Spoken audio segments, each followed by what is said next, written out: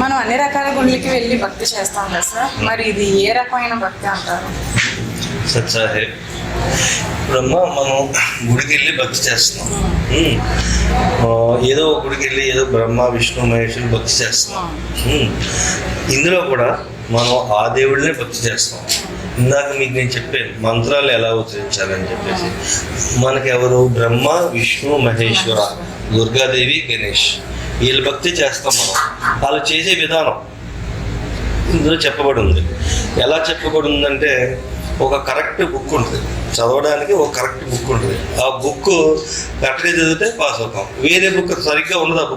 ఆ బుక్ని చదివి మనం చేస్తే మనకి ఎగ్జామ్ పాస్ అవుతాం. అదే విధానం. ఏంటంటే ఇప్పటి వరకు మనకు జరుగుతున్న భక్తి ఏంటంటే ఇది ఈ బొమ్మలో చూడండి, చెట్టు కింద ఆకులు కింద దీంట్లో ఉన్నాయి. ఇది బ్రహ్మగారికి, ఇది విష్ణు గారికి, ఇది శివుగారి. ఇక్కడ నీళ్లు పోసాం అనుకోండి, ఆకుకి నీళ్లు పోస్తే ఏమవుద్ది? పోయిగా కులిపోతాం. అలాగా మన భక్తి ఇలాంటి భక్తి చేస్తే కుదరదు. భక్తి ఎలా చేయాలి? ఇది కుండి, ఇది మొక్క, వేళ్ళకి వేయాలి భక్తి. వేళ్ళకి భక్తి వేయాలి అంటే మంత్రాలు మనం కరెక్ట్గా చేయాలి. అంటే ఎవరికి ఏ మంత్రం చేయాలి? ఇక్కడికి నేను కింద చెప్పాను, ఇది బ్రహ్మగారు. బ్రహ్మకు మంత్రాలు ఉంటాయి, విష్ణుమూర్తికి మంత్రాలు ఉంటాయి, శివగారికి మంత్రాలు ఉంటాయి, దుర్గాదేవికి మంత్రాలు ఉంటాయి, గణేశుడికి మంత్రాలు ఉంటాయి. ఈ మంత్రాలు ఎలా చేయాలి? దీని విధానం ఏంటి? ఫస్ట్ ఎవరు చేయాలి, తర్వాత ఎవరు చేయాలి? ఫస్ట్ పెద్ద ఆయన ఎవరు? బ్రహ్మగారు. బ్రహ్మగారు ఎల్డర్ సన్, తర్వాత విష్ణుమూర్తి, తర్వాత శివుడు. సో ఆ విధానంగా చేయాలి. వీళ్ళ ముగ్గురికి ఎవరు మూలం? ఆదిశక్తి, పరాశక్తి, దుర్గాదేవి, లలితామాత చేయాలి. అమ్మని మర్చిపోకూడదు కదా, తల్లి పెద్దదైనా అమ్మని మర్చిపోకూడదు, ఆవిడకి చేయాలి. మనకు నాలెడ్జ్ ఇచ్చేది గణేష్. వీళ్ళ ఐదుగురికి చేయాలి. ఈ చేసే విధానం కరెక్ట్గా చెప్తారు. ఎప్పుడైతే మనం ఇది ఇలా చేసామో మనకి ఈ సుఖాలు ఎప్పుడైతే కావాలనుకుంటే దుఃఖాలు ఉంటాయి. ఈ దుఃఖాలు కష్టం నుంచి దుఃఖాలు వస్తాయి. ఈ అన్నీ కూడా తొలగిపోతాయి. ఎందుకంటే వీళ్ళే అధిపతులు. ఇందాక మీకు చెప్పున్నాను, మనం ఎప్పుడైతే పరమాత్మ శరణంలోకి వెళ్ళామో శనీశ్వరుడు తొలగిపోతాడు. పరమశివుడు ఏమంటాడంటే వాళ్ళు పరమాత్మ విధానంలోకి వెళ్ళారు, మీరు వెనక్కి వచ్చి మీకు ఇక్కడ సిస్టమ్ లేదు. అది సింపుల్గా చెప్పాలంటే ఫర్ ఎగ్జాంపుల్ నేను మోడీ గారు ఒకప్పుడు ఏదో గుజరాత్లో ఫ్రెండ్స్ అని ఈ ప్రాంతానికి వచ్చి మీరా దోస్తు జయదీప్తా కహా హేవో అన్నారు అనుకోండి, అందరూ ఎలక్ట్ అవుతారు. అలాగే మనం పరమాత్మ శరణంలోకి వెళ్తే ఆయన వీళ్ళందరూ కూడా మనకి సేవ చేస్తారు. ఎందుకంటే వీళ్ళందరూ కూడా పరమాత్మ మెప్పు పొందామని ఉంటారు వాళ్ళు కూడా. అంటే ఇప్పుడు సాయిబాబా గారు ఏం చెప్పారు? సబ్కా మాలిక్ ఏక్. బాబా గారు ఏం చెప్పారు? సబ్కా మాలిక్ ఏక్. ఆ మాలిక్ ఎవరు? పూర్ణ బ్రహ్మ గారు, అంటే కబీర్ గారు. ఆయన ఎక్కడుంటారో ఆయన సత్లోకం. ఇదిగో సత్లోకం ఇది ఇక్కడ ఉంటారు. ఈ లోకంలో మనందరం ఆయన పిల్లలం. మనకి జననం మరణం లేదు, మనం శాశ్వతంగా అక్కడ ఉండేవాళ్ళం. ఇక్కడి నుంచి మృత్యు లోకానికి వచ్చి పడ్డాం. ఈ మృత్యు లోకంలో మనకు అన్ని కష్టాలే. ఎందుకంటే 60 ఏళ్ళు 70 ఏళ్ళు 80 ఏళ్ళు బతుకుతాం. దాని తర్వాత మృత్యు వస్తుంది.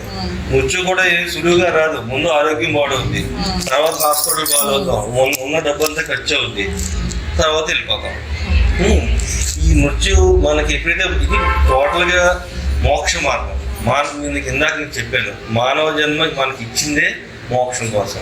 ఈ మోక్షం కోసం ఏం చేయాలి అంటే మోక్ష మార్గం మనం ఎప్పుడైతే ఎన్నుకున్నామో ముందు మనకి జీవితంలో ఉన్న ఆటంకాలన్నీ తప్పించేస్తే మోక్ష మార్గం మనం ఎదుగుతాం. ఈ పూజ ఏంటంటే మంత్రాలు ఇస్తారమ్మా. మంత్రాలు అరగంట పడుతుంది. మొత్తం మంత్రాలు వచ్చేసరికి అరగంట పడుతుంది. ఈ అరగంట ఒక స్ట్రెచ్లో చేయక్కర్లా, ఆడతా పాడతా అంటే ఉడితే తిరే అంటే ఆడతా పడుతుంది. ఆటో వాళ్ళు ఆటో నడుస్తూ చేయొచ్చు, రైతులు పనులు చేసుకుంటూ చేసుకోవచ్చు. 10 మంత్రాలు ఒకసారి 10 మంత్రాలు చేయడానికి 4 నిమిషాలు పడతారు. అలా రోజుకి 108 సార్లు మనం చేస్తాం. మనం గుడికి వెళ్తామా, గుడికి వెళ్తే ఇప్పుడు వెంకటేశ్వర గుడికి వెళ్తాం, వెంకటేశ్వర గుడికి వెళ్తే వెంకటేశ్వర స్వామి అనుకుంటాం, వచ్చేస్తాం. అంటే ఆయన ఒక్కసారి ఉచ్చరించాం. వెంకటేశ్వర స్వామి ఎవరు అవుతారు? విష్ణుమూర్తి అవుతారు. మనం విష్ణుమూర్తిని రోజు 108 సార్లు కొలుస్తాం. అంటే 108 సార్లు ఆయన మనం ప్లీజ్ చేస్తున్నాం. అంటే మనకి ఎంత అనుగ్రహం దొరుకుతుంది, అది మామూలుగా దొరకదు కదా. ఇంకో విషయం, ఇప్పుడు మనం గుడికి వెళ్ళాలి. గుడికి వెళ్ళాలంటే మనకి ఏంటి, మనకి అబ్స్ట్రక్షన్ శుభ్రంగా స్నానం చేసి గుడికి 1 కిలోమీటర్లో 2 కిలోమీటర్లో ఉంటుంది. అక్కడికి వెళ్ళి ఓ పావు గంట కూడా టైం కేటాయించాలి. అదే పావు గంటలో మనం ఫ్యాన్ కింద కూర్చుని ఈ మంత్రాలు చూస్తే సరిపోతుంది. ఎందుకంటే మనకి ఈ దేవుళ్ళకి మధ్యలో ఎవరో అవసరం ఉండదు. అంటే ఓ చిన్నపిల్లడు ఉన్నాడు, చిన్నపిల్లడికి తల్లికి తండ్రికి మధ్యలో ఎవరో ఒకళ్ళ అమ్మ నాకు ఇది కావాలంటే అమ్మని డైరెక్ట్గా పిలవగలిగిన ఫెసిలిటీ పిల్లోడికి ఉంది. అదే అమ్మ అని నాన్న అని పిలవగలిగిన ఫెసిలిటీ అబ్బాయికి ఉంది. మనం కూడా పరమాత్మ పిల్లలు డైరెక్ట్గా మనం వాళ్ళని రీచ్ అవ్వచ్చు. మధ్యలో మనకి ఎవరూ అవసరం ఉండదు. మన కోసం ఇంకోళ్ళు పూజ చేయగలరా, మన పూజ మనమే చేసుకోవాలి.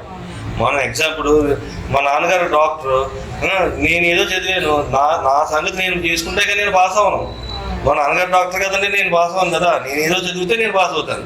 అలాగే మన పూజ మనం చేసుకోవాలి, మన విధానం మనం చేసుకుంటే మనం పాస్ అవుతాం. దానికి మధ్యలో మనకి ఎవరు అవసరం లేదు. గురువు గారు ఏంటంటే, గురువు శిష్యు పరంపర ఉంది కదా. గురువు గారు ఏంటంటే, గురువు గారు ఒక గైడ్. అంటే మనం లెక్కలు నేర్చుకోవాలనుకో లెక్కల మాస్టర్ దగ్గరికి వెళ్ళాలి, ఫిజిక్స్ నేర్చుకోవాలంటే ఫిజిక్స్ మాస్టర్ దగ్గరికి వెళ్ళాలి, కెమిస్ట్రీ నేర్చుకోవాలంటే కెమిస్ట్రీ మాస్టర్ దగ్గరికి వెళ్ళాలి. ఇవన్నీ తెలిసిన ఒక మాస్టర్ గారు ఉన్నారనుకో, ఆయనే మన గురువు. ఈ ధార్మికంలో ఈ సబ్జెక్టు అన్నీ తెలిసిన సంత రాంపాల్జీ గారు ఉన్నారు. ఆయన దగ్గరికి ఆయన శరణం మనం పెట్టుకుంటే ఆయన రచించిన పుస్తకాలు ఉన్నాయి. ఆ పుస్తకాలు చదివితే అన్నీ అర్థమవుతాయి. లోకల్గా సేవాదారు ఉంటారు, మనకి ఏమైనా డౌట్లు ఉన్నా సేవాదారు మనకి క్లియర్ చేస్తారు. ఈ విధానం ఏంటంటే మనకి డైరెక్ట్ టు హోమ్ డైరెక్ట్గా మనం తెచ్చి మనకు అందజేస్తున్నాం. ఇది కలియుగంలో బిజిలీ పీడి అంటారు. కలియుగంలో మధ్యలో ఉన్నాం మనం. ఇప్పుడు రకరకాల విపత్తులు జరుగుతున్నాయి. ఇది ఏంటంటే ఈ టైంలో మనకి ఈ భక్తి దొరికితే మనం బాగుంటాం. కోవిడ్ వచ్చింది, ఎంత అల్లాడిపోయాం, అందరూ అంత షేక్ అయ్యాం. అలాంటి టైంలో మనకి ఇలాంటి భక్తి ఉందనుకో, మనకి ఏమి ఆపద రాదు. అది ఈ భక్తి విధానం.